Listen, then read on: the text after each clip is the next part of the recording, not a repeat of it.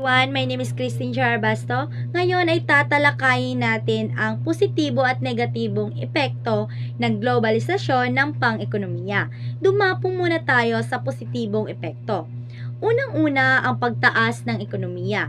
Ang globalisasyon ay nagbubukas ng mga bagong merkado at oportunidad para sa mga negosyo na nagresulta sa pagtaas ng ekonomiya. Pangalawa, ang pagpapalawak ng trabaho. Ang globalisasyon ay lumilikha ng mga bagong trabaho at oportunidad sa mga sektor tulad ng teknolohiya, serbisyo, at iba pa. Pangatlong positibo ng epekto ng globalisasyon pang-ekonomiya, ang pagtaas ng presyo ng iba't ibang bilihin. Ang globalisasyon ay nagbibigay daan sa mga consumer na makabili ng mga produkto at serbisyo sa mas mababang presyo dahil sa kompetisyon at ekonomiya ng iba't iba pa.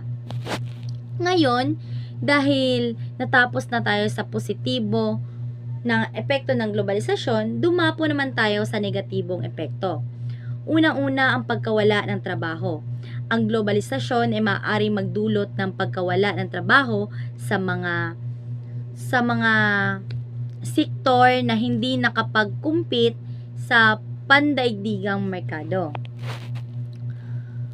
Pangalawa ay ang di pagkapantay-pantay. Ang globalisasyon ay maaaring magpalala ng di pagkapantay-pantay sa pamamagitan ng mga mayayaman at mahihirap.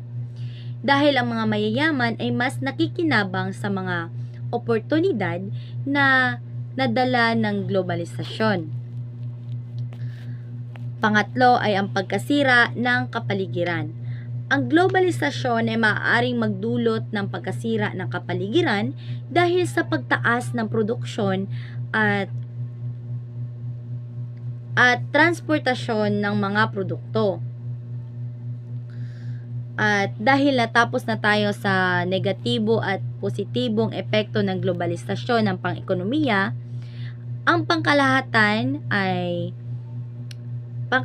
ng globalisasyon ay mga positibo at negatibong epekto sa mga ekonomiya, at ang mga bansa ay kailangang magkaroon ng mga programa upang makinabangan ang mga benepisyo ng globalisasyon habang pinapagaan ang mga negatibong epekto nito. At yun lamang po at maraming salamat.